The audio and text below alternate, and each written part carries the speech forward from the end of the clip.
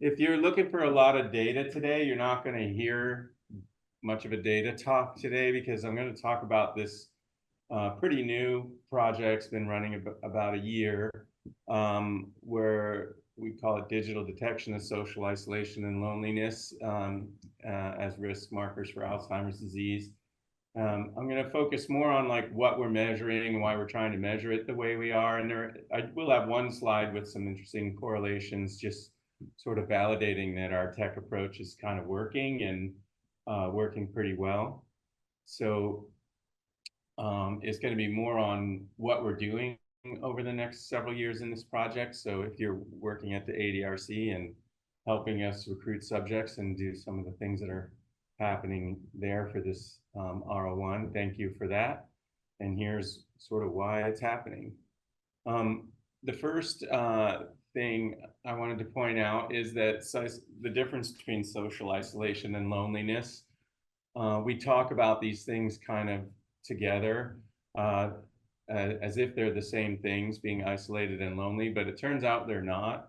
Social isolation is a lack of social support and engagement with others. So this you can measure objectively by counting the number of times someone interacts with someone or having them report that, reporting on their social network size, who they talk to, how much they talk to them, how close they are, marital status, living arrangement. These are things you can kind of count and objectively measure, whereas loneliness is more of a subjective experience, which people talk about as being the perceived discrepancy between sort of what you want to have in terms of your interactions and what you do have.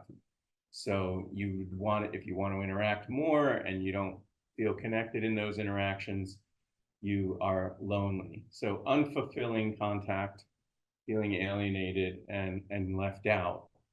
So you don't have to be isolated to feel lonely. You can feel lonely in a crowd. And these two constructs are generally correlated like 0.2 to 0.4, suggesting they don't measure the same thing, being lonely and being isolated. Having said that, a lot of the research and discussion, including mine today, will say isolation and loneliness are associated with blah, but there are unique things that loneliness is related to that isolation isn't. And I'll touch on that a little bit, but they're different things. Social isolation and loneliness are a serious public health risk in older adults. I think most of you know this by now. It's been a lot in the media. Some countries have like appointed sort of the czar of loneliness to try to combat loneliness and isolation in countries. And it's been a big thing with the CDC and the United States, and a lot of countries are trying to end loneliness. And the reason is it's a big risk factor for premature death from all causes, increased risk of heart disease, increased risk of dementia by 50 to 60%. So that's why we're interested in it for Alzheimer's disease, is that isolation and loneliness are both linked to cognitive decline in older adults and to Alzheimer's disease and other dementia. The link with loneliness might be a little stronger, but the literature is pretty mixed on whether being isolated or lonely is a stronger predictor of cognitive decline. Both seem to predict, and maybe loneliness is a little stronger than isolation. Interestingly, isolation and loneliness are linked to AD pathology. So if you do look at PET amyloid in cognitively normal individuals, it's associated with loneliness on self-report scales like the UCLA loneliness scale, and with social engagement, like the size of someone's social network. It's interesting. Some of the interesting things to me about these findings are that these associations between loneliness and isolation and biomarkers seem stronger in people at higher risk. So ApoE4 individuals have stronger correlations between their loneliness and their isolation. And interestingly, kind of related to that, greater social engagement is linked to better cognition in AB positive individuals. So people who are at more risk for Alzheimer's disease by being AB positive tend to have stronger associations between their social engagement and cognition. So findings like these ApoE ones and these AB positive ones are interesting because it may be that especially for people who have a risk factor, like a biomarker suggesting they're at higher risk, that social engagement might be protective in modifying that factor. So it's even more important to engage socially if you have these biomarkers. Tau pathology in the entorhinal cortex, p-tau, a lot of things correlate with isolation and loneliness. And in animal models, if you isolate the animal, that's linked to cognitive deficits, amyloid, p-tau, neuroinflammation markers, cortisol, corticosteroid stress markers, and reduced hippocampal neurogenesis, loss of synapses. So lots of biomarkers associated with AD pathology in animal models are increased if you isolate the animal. So there's a lot of potential mechanisms people muse about. No one knows why, but maybe because of this sort of stress reaction from being lonely and inflammation pathways and other pathways that are linked to amyloid deposition. So it might be that being lonely and isolated increases deposition in some of these other pathologies and increases your risk that way. But one thing that's kind of interesting about the literature is most of this stuff is in cognitively normal individuals and animal models, but loneliness and isolation, to the extent it has been measured in AD patients, hasn't been linked to pathology post-mortem. A lot of those studies look at like whether you were married or not, who you were living with, as opposed to stronger measures of self-reported loneliness and isolation, but not all of them. Some of them did have decent measures, but it's sort of an interesting catch in these findings. So we decided to do this project because of all this sort of background that understanding factors that contribute to isolation and loneliness in older adults can help inform treatments. In my lab, I've done a lot of work with developing treatments for social functioning in schizophrenia by starting with mobile assessments and finding out what people are doing in the real world, what they're thinking and feeling in real world contexts. And so what are predictors of not interacting with others? And once you identify what people are thinking, feeling, the context that they're in, when they're isolated, or in this case, lonely as well, you might be identify treatment targets that could reduce isolation and loneliness and thereby delay cognitive decline or onset of Alzheimer's disease. So here's a model that's kind of a guiding framework put out by the National Academy of Sciences in 2020 about this sort of loneliness health crisis that's affecting America. I've added a bunch of arrows and stuff in here, but the basic model talks about social connections, isolation and loneliness, feeling supported by others, as having impacting health outcomes like dementia, cognitive decline. And we're not sure about the mediators of this pathway. Are these mediators inflammation? How does amyloid deposition get increased by these conditions to head for these dementia outcomes or cognitive decline outcomes? And then also, what are sort of the risk factors? So staying on the individual level, what are the social cognitive biases or the psychological resources that someone might have that would mitigate the impact of loneliness on these health outcomes? By social cognition, I mean things like your attributions, sort of the schema that you see the world, as well as your social cognitive abilities. So social cognitive abilities are like your ability to read affect accurately in someone's face when you're interacting with them. So you interpret the interaction as the person likes me, or the person doesn't like me, or the person's going to judge me negatively, which would be kind of like a threat reaction, or a worse threat reaction, that the person's angry, or that you might even be in danger. We look at in schizophrenia more often. But these threat biases, when you see faces and you recognize the affect, you perceive it as more threatening than other people. Other social cognitive abilities are like being able to understand someone's intentions, like theory of mind and things like that. And the attributional styles and biases I'm talking about are, we typically look at threat, expecting to be judged negatively, expecting something bad to happen if you engaged in a social interaction. And then when you have a social interaction, you interpret it. You say, well, I was likable, or it went well, it was worth the effort, or I failed, I looked stupid, they didn't like me. So these are thoughts people have before they interact and thoughts they have when they interact.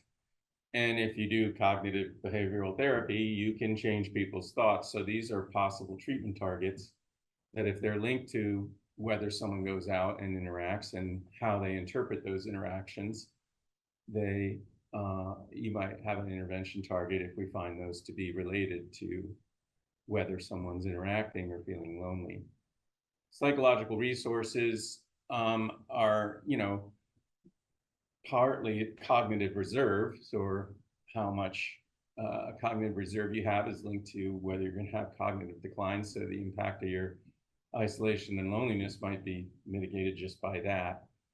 But I'm not going to focus too much on the resources, but it's sort of the strengths you have, the support systems that you have, your past history of success and interactions, and things you bring to your interactions like that. So a big part of this project is using ecological momentary assessment and passive sensing to measure these social connections.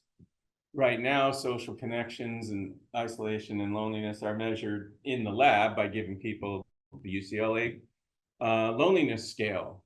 It's like 20 questions about your interactions with you total them, and you measure how lonely someone felt. Loneliness is a tricky one because it's a subjective experience, and really the only way to know is to ask someone to subjectively report on that experience. That works fine in cognitively normal individuals, but as cognition deteriorates more, it becomes harder and harder to get an accurate reading on someone's experiences, because they have to understand the question, they have to remember their experiences, they have to sort of average all those experiences together and say, yeah, I'm pretty much a 3 when I interacted with people this week.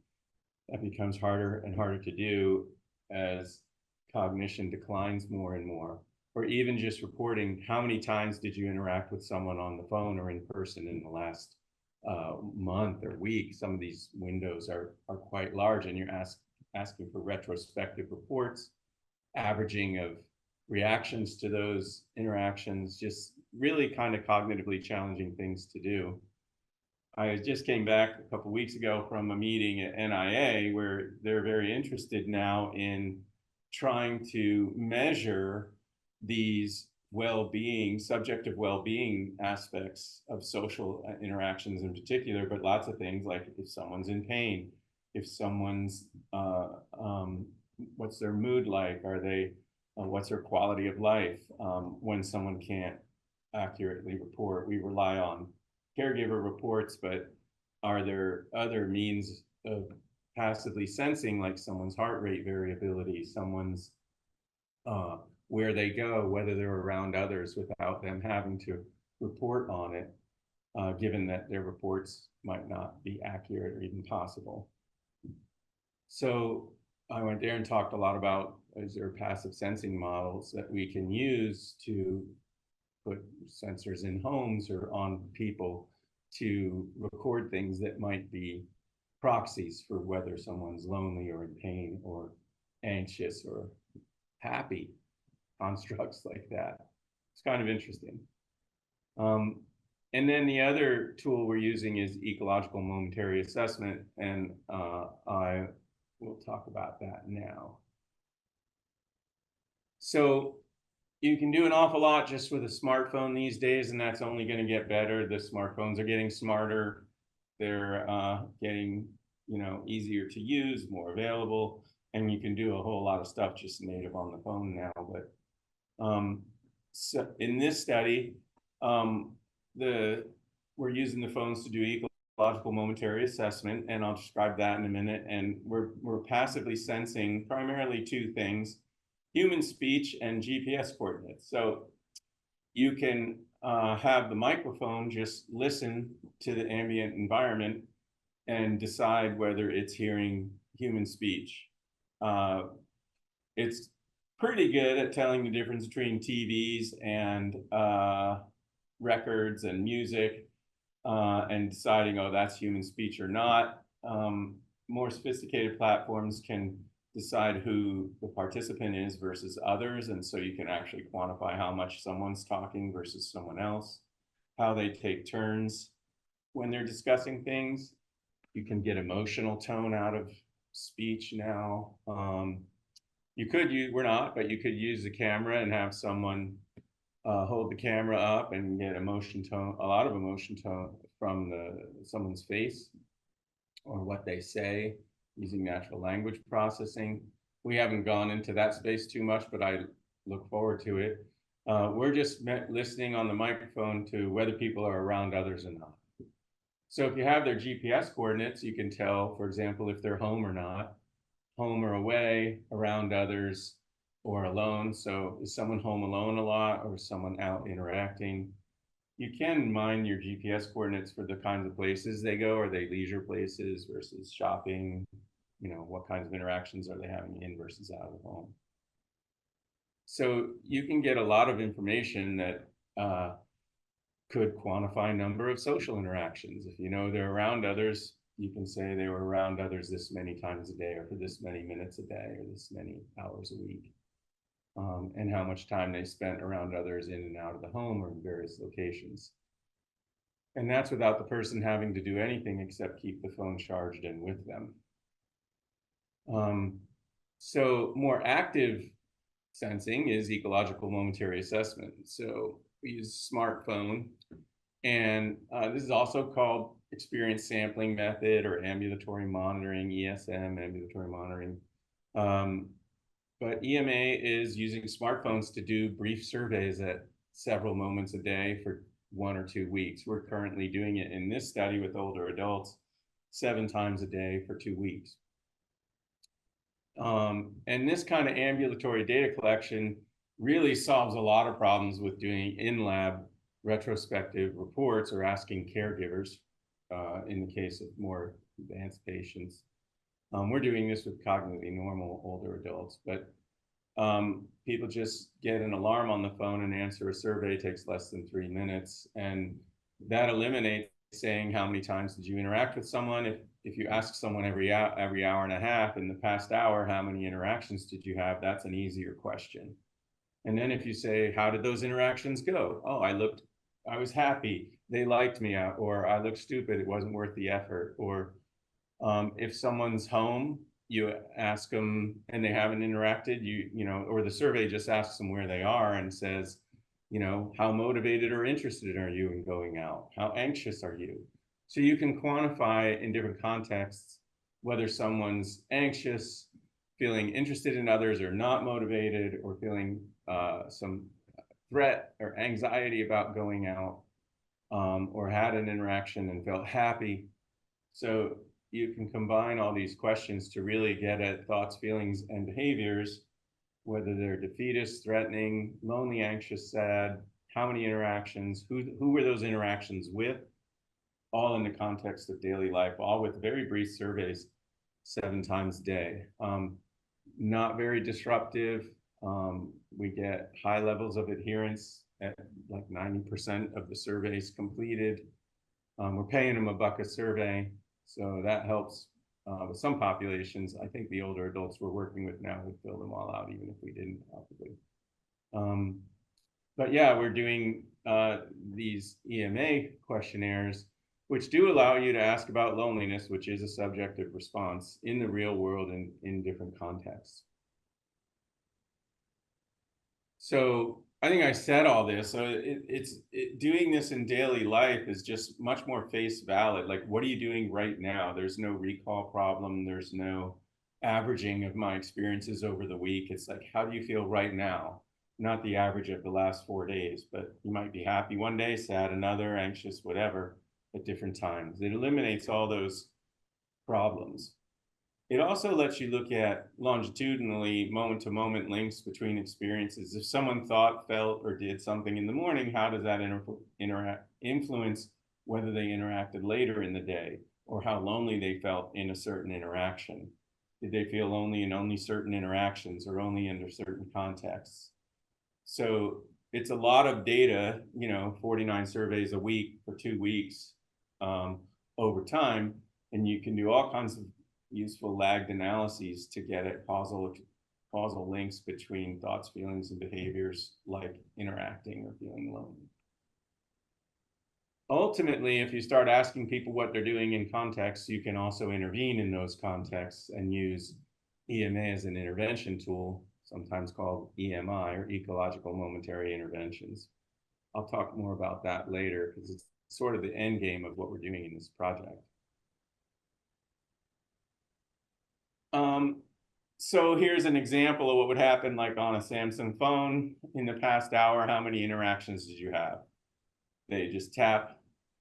And I was talking with Christine earlier, even just teaching someone to tap if they don't use a phone a lot can be a challenge, but these participants in this study typically have used smartphones, typically have tapped on phones, but digital literacy can be a barrier. It's totally teachable. We teach patients with serious mental illness who've never had a phone before what tapping means, what swiping means, where's the power button, how do you log in, how do you keep a phone charged, etc.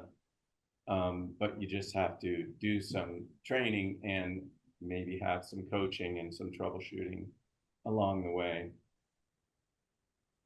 And then, if they say they had an interaction, you can branch to say, who was that interaction with?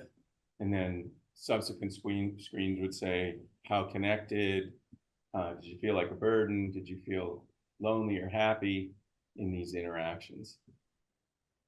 So that's the EMA and the passive sensing component that we're using. So why are we using them? First aim is just to look for associations like I told you about with the risk for AD. So evaluate whether these mobile measures are as good or maybe better measures of isolation and loneliness linked to AD risk pathology. So we're running people, cognitively normal older adults from the ADRC right now exclusively, who've had LPs or plasma biomarkers drawn. That's what we're working to get now. And the hypothesis that these measures will be linked to loneliness and that they'll differentiate high and low risk groups that we're partitioning based on A beta, P tau, and subtle cognitive decline as well. And trying to see if isolation and loneliness are linked to cognition and these biomarkers. Perhaps more interesting to me is like, what are the things that are linked to isolation and loneliness that could be treatment targets? And that's this aim too, is, well, what predicts whether someone interacts or not, and whether their level of loneliness in real world contexts over the 2 weeks that we're sampling, as well as on the in-lab measures. But like, to what extent are defeatist beliefs about those interactions, judging them as not going so well, or threat keeping them from interacting, feeling like they'll get in an interaction and they can't get out, or they'll be judged negatively. These are thoughts that often interfere. And so we're trying to look at what are these factors that increase isolation or protect against isolation and loneliness that we might be able to develop treatments for. So we're trying to run 128 cognitively normal adults, people over 65 with biomarkers. They have to be able to use a smartphone. So they have to be able to see and use a phone. And otherwise, they're just divided into high and low risk for AD based on those biomarkers and subtle cognitive decline, as I mentioned. Oops, did I skip one? So what are the variables? We're measuring social isolation in the lab using the social network scale primarily, and then also mobily using EMA, ask them how many social interactions they have, and we're also passively sensing those interactions to see how many they had. No one's tried to do that yet, so it's sort of validating it as working or not. And then we're looking at loneliness. The UCLA loneliness scale is kind of the gold standard, doing it in the lab. And then there's a UCLA 3, which is the 3 items of that scale that seem to work as well as the whole scale. We're doing those 3 questions on EMA every time the survey gets pushed out. And then we're measuring various cognitive biases like defeatist performance attitude scale in the lab, this Young schema scale, which is sort of a negative approach to the world, and ER40, which is facial affect recognition. There's a threat score. Those faces are threatening. We wanted to do that ER40 on the phone as part of the EMAs, but the reviewers didn't like it, so we had to take it out. But maybe we should have kept it in anyway, but we didn't. And then we have EMA defeatist attitudes, efficacy, mistrust questions about interactions, and lots of questions about the quality of interactions to see what's driving whether someone's isolated or lonely. So here's my only data slide, which is very preliminary on, like, I don't know, I think it's only like the first dozen patients. It might be more, it might be like 20 or something.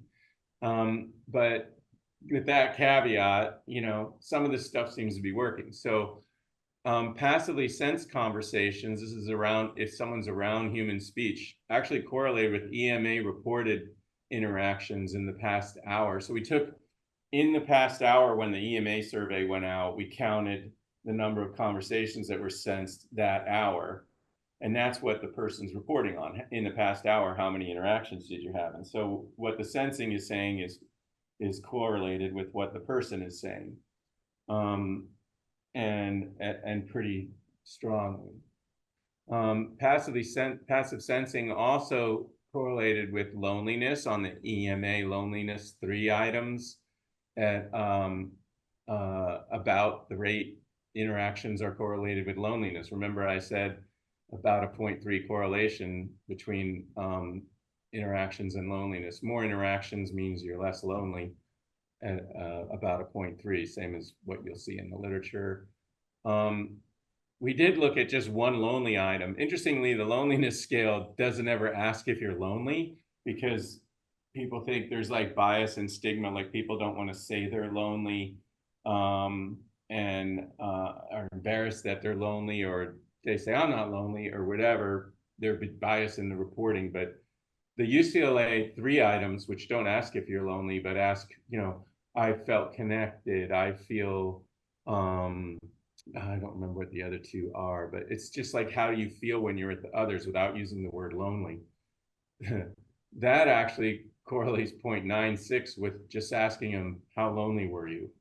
So I thought that was an interesting correlation, but passively sensed conversations do correlate with loneliness. And one thing I found particularly interesting is this geriatric anxiety is, this should say, yeah, this is the geriatric anxiety scale. This is correlated pretty well with loneliness and isolation. So the more anxious someone is, the less interactions they're having, the more lonely they feel. So anxiety, and this is in the literature too, that anxiety and threat and fear is like a big driver of isolation and loneliness. So interventions that go after anxiety might make a lot of sense. And the thoughts that the threat thoughts or the perception of others as threatening, these kind of things might be good targets to reduce isolation and loneliness if this holds up.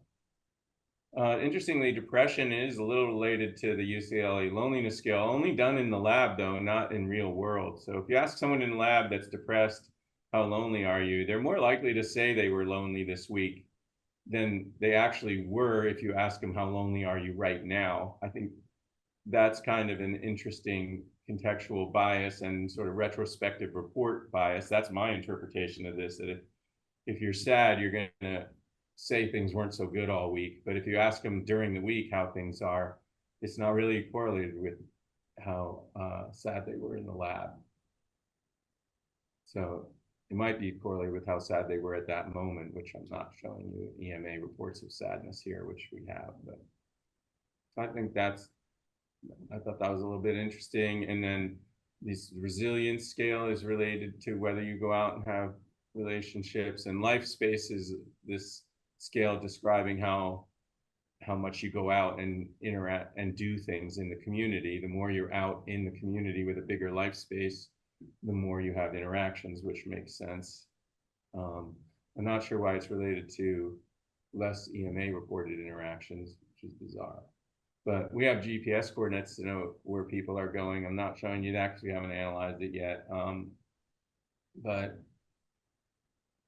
there is some positive signal here that what we're sensing is working. It relates to what people are reporting, and it relates to some interesting possible predictors of isolation and to some extent loneliness. Eric, can I just ask a quick clarification? Are these data from ADRC participants, or are these pilot data on a different population? No, these are all ADRC cognitively normal participants. Oh, that's cool. That met the inclusion criteria I showed you on the other slide. Awesome, thanks.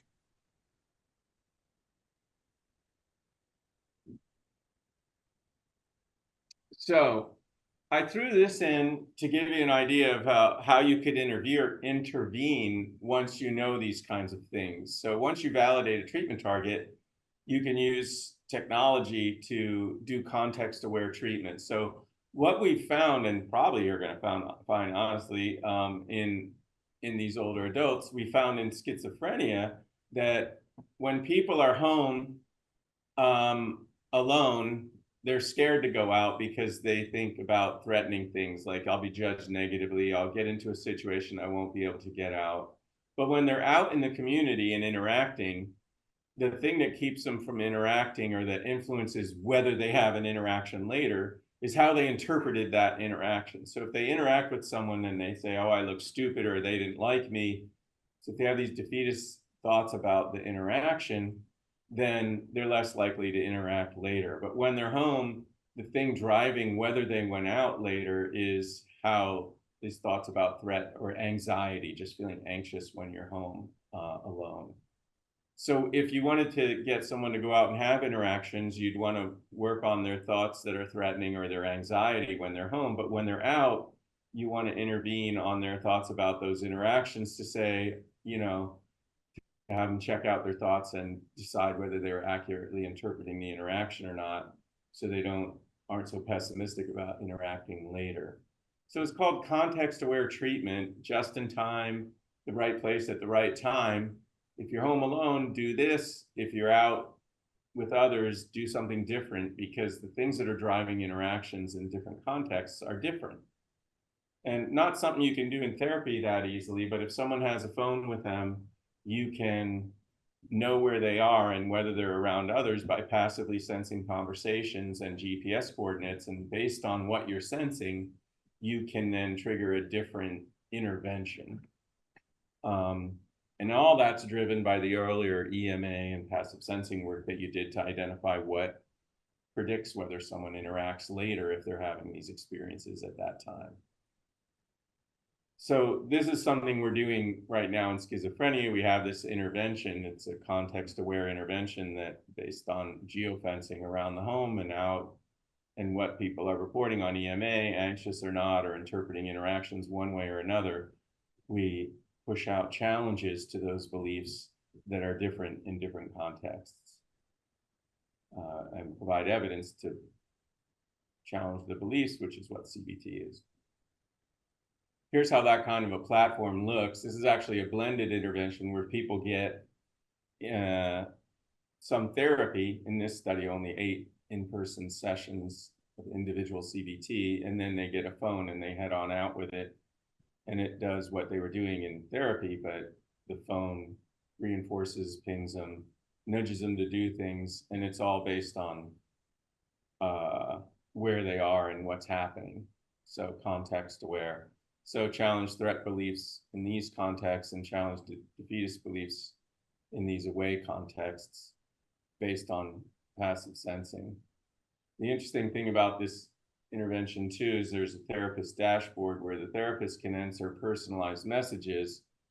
Someone's home alone, I'm not going to go out, it won't be fun, or something bad will happen. But remember when you went to the clubhouse and played with chess with Joe or checkers or whatever, or you went out and saw someone in this time, it was fun. Or remember you really enjoy your church group. So they could say something personal about the person, they type it in here, and then the phone, when they report some kind of belief like it won't be fun, it'll pull a personalized challenge and say, oh, but you said this was fun. So that's basically trying to do CBT on the phone. And that's where this work with the older adults could lead if we identify the right treatment targets in the right place.